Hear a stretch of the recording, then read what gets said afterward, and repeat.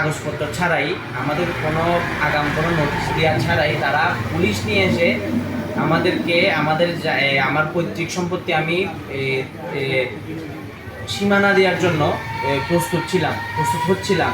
এমন সময় তারা এসে এই পুলিশ দাঁড় করিয়ে তারা নিজেদের মতো করে তাদের দাপট দেখিয়ে, বিভিন্ন দলীয় দাপট দেখিয়ে তারা ভাঙচুর করে জিনিসপত্র সব নিয়ে গেছে।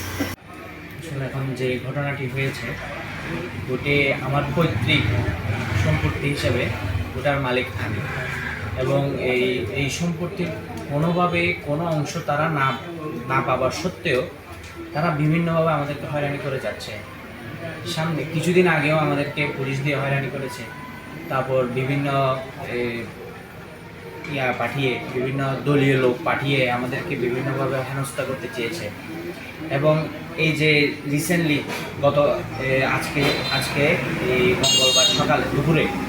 মঙ্গলবার দুপুরে তারা নিজেরা পুলিশ নিয়ে এসে আমাদেরকে পুলিশ থাকা অবস্থায় বিভিন্নভাবে হেনস্থা, ভাঙচুর, বিভিন্ন জিনিসপত্র নিয়ে যাওয়া, পুলিশ থাকার সত্ত্বেও তারা এই ধরনের কাজ কেমনে করতে পারে?